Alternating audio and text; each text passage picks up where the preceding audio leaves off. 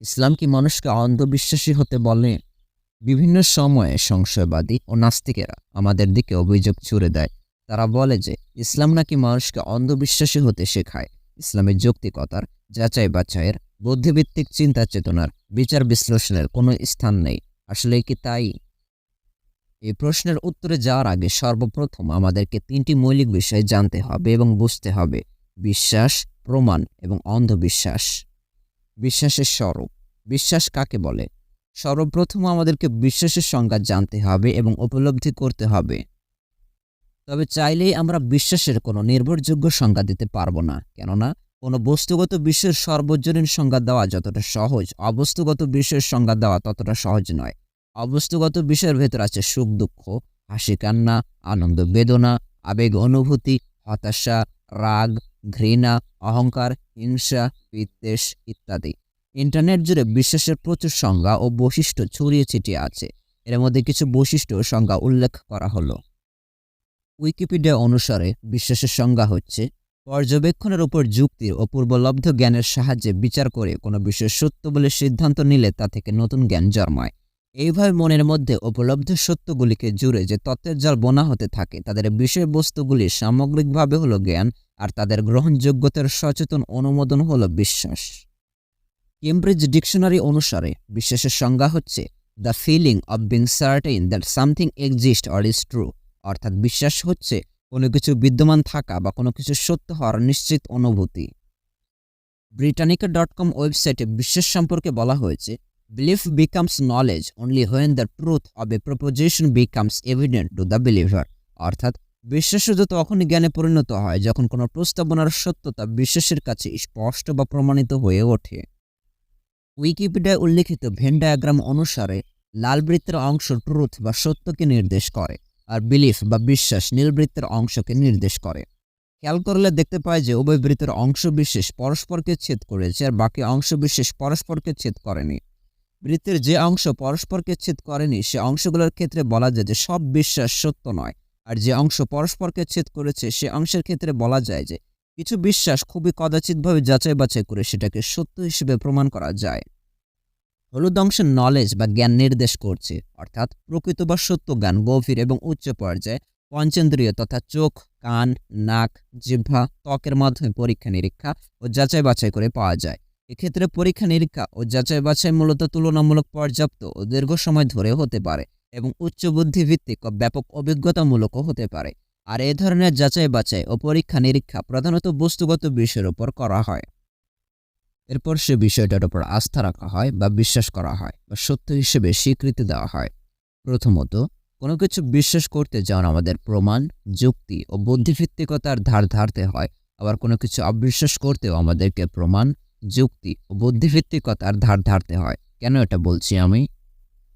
ধরুন সুদূর প্রাচীনকালে কোনো দুই বন্ধু বসে বসে আলাপ করছে আর বলছে যে এমন একদিন আসবে যখন তুমি থাকবে আমার থেকে বহু বহু দূরে, কিন্তু আমি তোমাকে এখানে বসে দেখতে পারবো এবং কথা বলতে পারবো। অপর বন্ধু যদি বলে বসে যে এমন দিন আসা কোনোদিনও সম্ভব না, তাহলে তার এই বক্তব্য কি সত্য হবে? ভবিষ্যতে যে এ ধরনের ঘটনা ঘটবে না এর নিশ্চয়তা কোথায়? কিসের ভিত্তিতে সে এটাকে অস্বীকার করছে? বাস্তবে এবং বর্তমানে আমরা কি পৃথিবীর এক প্রান্তে থেকে অন্য প্রান্তের মানুষকে দেখতে ও তার সাথে কথা বলতে পারছি না?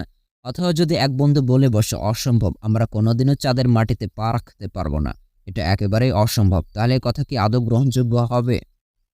কিসের ভিত্তিতে সে অস্বীকার করে বসলো যে এ ধরনের কোনো ঘটনা আদৌ কখনো ঘটবে না? এখন কেউ হয়তো বলতে পারেন যে আচ্ছা, তাহলে মৃত্যুর পর যে মানুষ জীবিত হবে এর ভিত্তি কি? কিসের ভিত্তিতে আপনি বলেন যে মৃত্যুর পর মানুষ জীবিত হবে? আমি আপনাকে যৌক্তিকভাবে প্রশ্নবিদ্ধ করতে পারি, মানুষ যে মৃত্যুর পর জীবিত হবে না এর ভিত্তি কি? কিসের ভিত্তিতে আপনি বলেন যে মানুষ মৃত্যুর পর আর জীবিত হবে না? তবে এখানে চাইলে বিপরীত পক্ষের লোক বলতে পারে যে যে আগে দাবি করবে সেই তার দাবির পক্ষে প্রমাণ, তথ্য, যৌক্তিকতা এবং জ্ঞান প্রকাশ করতে বাধ্য। তবে সেক্ষেত্রে সেটা ভিন্ন আলোচনার দাবি রাখে। এটাও আক্ষরিকভাবে সত্য যে কেউ যদি নিজের দাবির পক্ষে প্রমাণ উপস্থাপন করতে না পারে, তাহলে তার উপরোক্ত দাবি মিথ্যে হয়ে যায় না। কেউ চাইলে অভিকর্ষ বলে বিশ্বাস করতে পারে, আস্থা রাখতে পারে, আবার নাও করতে পারে। যে অভিকর্ষ বলে বিশ্বাস করতে চাইবে না সে চাইলে প্রমাণ চাইতে পারে। আবার এটা মনে রাখা উচিত যে কেউ দাবি করলো যে 2 আর 2 যোগ করলে 4 হয়, সে যদি এই দাবির পক্ষে বাস্তব প্রমাণ উপস্থাপন করতে না পারে, তাহলে তার এই দাবি মিথ্যে হয়ে যায় না। তবে এটাও সত্য যে প্রমাণহীন এবং উপলব্ধিহীন দাবি মানুষের কাছে গ্রহণযোগ্যতা পায় না, সেটা অগ্রহণযোগ্য হয়ে থাকে।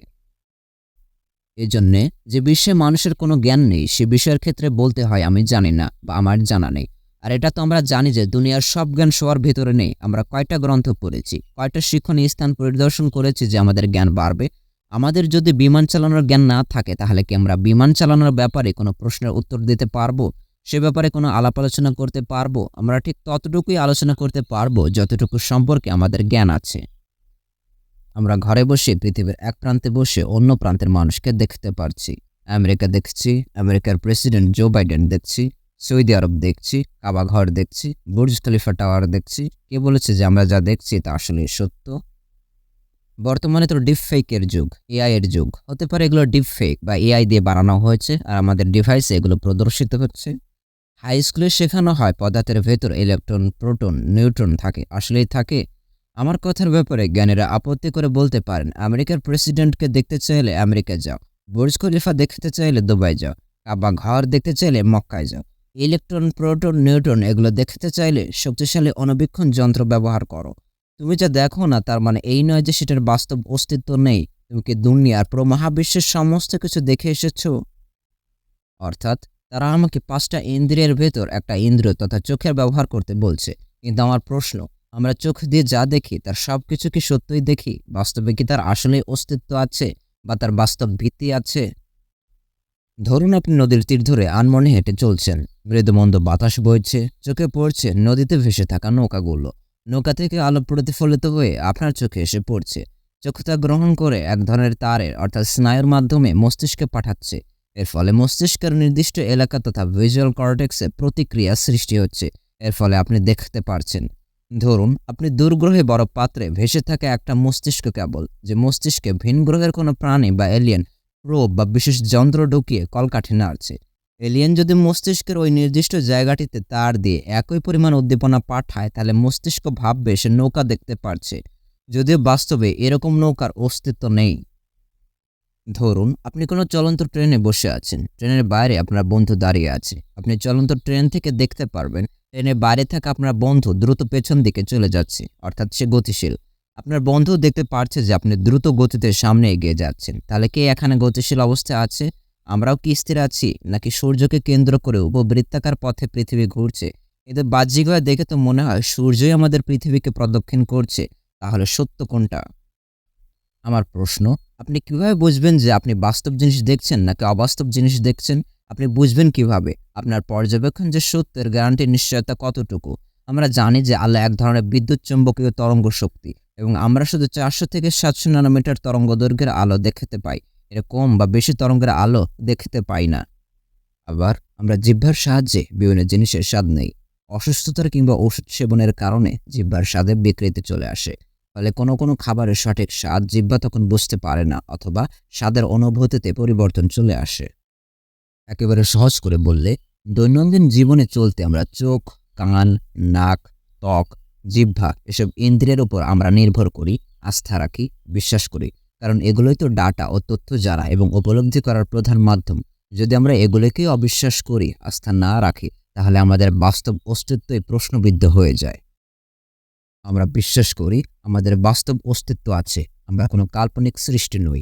সৃষ্টিতত্ত্বের একটি মৌলিক নীতি বা বিশ্বাস হচ্ছে মহাবিশ্ব দিক নিরপেক্ষ বা আইসোট্রপিক এবং সমসত্ব বা হোমোজেনাস অবয়ব, অর্থাৎ মহাবিশ্বের যে কোনো স্থান থেকেই দেখা হোক না কেন মহাবিশ্বকে একই রকম দেখাবে। কেউ বা বিজ্ঞানের প্রতিনিধি বা বিজ্ঞানীদের উপর বিশ্বাস স্থাপন করে বা আস্থা রাখে, ব্যক্তির সঙ্গে নিজে যাচাই বাছাই করতে যায় না। পরে উল্লেখিত আলোচনাকে আমি ভিত্তি ধরে বলতে চাই যে এই দুনিয়ার প্রতিটি মানুষই বিশ্বাসী। দুনিয়ার একটা মানুষও নেই যে কোনো বিশ্বাসী পোষণ করে না, এটা অসম্ভব। তবে বাস্তবতা হচ্ছে এই বিশ্বাসের স্বরূপ আমরা বোঝার বা উপলব্ধি করার প্রয়োজন মনে করি না, আমরা অবচেতন মনে বিশ্বাস করে যাই। ঠিক যেমন খাবার আমাদের শরীরে প্রতিনিয়ত পুষ্টি সরবরাহ করে আমাদের শক্তি বজায় রেখে চলেছে, হৃৎপিণ্ড পুরো শরীরে প্রতিনিয়ত রক্ত চলাচল করে চলেছে। খাবারের পুষ্টি শরীরে সরবরাহ করা, হৃৎপিণ্ডের সারা শরীরে রক্ত সরবরাহ করা ইত্যাদি আমরা দিনে কতবার স্মরণ করি? আমরা স্মরণ না করলে কিংবা অস্বীকার করলেও এগুলো ভুল বা মিথ্যে হয়ে যাবে না। অন্ধ যদি দুনিয়ায় আলোর উপস্থিতি অস্বীকার করে তাহলে দুনিয়া অন্ধকার হয়ে যাবে না। আমরা আমাদের দৈনন্দিন হালচালকে একটুখানি উপলব্ধি করার চেষ্টা করি। আপনি জানেন যে ১ মাস পর পরীক্ষা। আপনি ১ মাস আগে থেকে পরীক্ষার জন্য প্রস্তুতি নিচ্ছেন। দিনরাত এক করে আপনি পড়ে যাচ্ছেন। কারণ আপনাকে পরীক্ষায় ভালো ফলাফল অর্জন করতে হবে।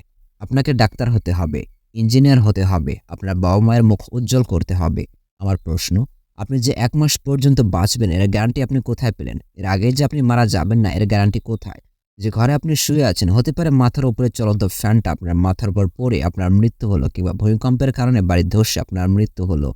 এর সম্ভাবনা কি আপনি উড়িয়ে দিতে পারবেন? আপনি গাড়িতে চলতে, চলতে কোনো এক পর্যায়ে গাড়ি ভয়ঙ্কর অ্যাক্সিডেন্টে ক্ষতিগ্রস্ত হয়ে আপনার শরীর ছিন্ন-বিচ্ছিন্ন হয়ে যেতে পারে। রক্তাক্ত হয়ে যেতে পারে আপনার সুস্থ শরীর। এর সম্ভাবনাকে কি আপনি উড়িয়ে দিতে পারবেন? এ তো মাত্র ২-৩টা উদাহরণ। বাস্তবে এরকম শত, শত উদাহরণ দেওয়া যাবে যেগুলোর ক্ষেত্রে আপনার ভবিষ্যতে বেঁচে থাকার সম্ভাবনাকে কমিয়ে দেবে। আমার প্রশ্ন, এ সমস্ত সম্ভাবনাগুলো নিয়ে আপনি কি কখনো ভীত হয়েছেন? অথচ এ সমস্ত সম্ভাবনাগুলো বাদ দিয়ে আপনি ১ মাস পর পরীক্ষা হবে, সেই সম্ভাবনার দিকে মনোযোগ দিচ্ছেন, টেনশন করছেন, প্রস্তুতি নিচ্ছেন। সম্ভাবনা বলার কারণ হচ্ছে বিভিন্ন কারণে পরীক্ষার তারিখ পেছানো হয়, কিংবা এক কথায় আমরা বাস্তব জীবনে আস্থা রাখি, বিশ্বাস রাখি যে আমরা বেঁচে থাকব। আস্থা রাখি মায়ের হাতে রান্না করা খাবারের ক্ষেত্রে। আমরা বিশ্বাস করি আমাদের মা আমাদের খাবারে বিষ মেশাতেই পারে না। বাচ্চা আস্থা রাখে তার বাবা আর মায়ের কোলের উপর, কারণ সে জানে, সে উপলব্ধি পোষণ করে যে তাকে কোল থেকে ফেলে দেওয়া হবে না। আমরা কয়জন আমাদের পিতৃ ও মাতৃ পরিচয়কে প্রশ্নবিদ্ধ করতে যাই? আমরা অবচেতন মনেই মেনে নেই যে যাকে আমি ছোটবেলায় মা অথবা বাবা বলে ডাকছি সে আমার মা অথবা বাবা। আমরা আস্থা রাখি, বিশ্বাস রাখি, সেটাকে প্রশ্নবিদ্ধ করতে যাই না, প্রয়োজনও মনে করি না, যদি না অপ্রত্যাশিত ঘটনার সম্মুখীন হতে হয়।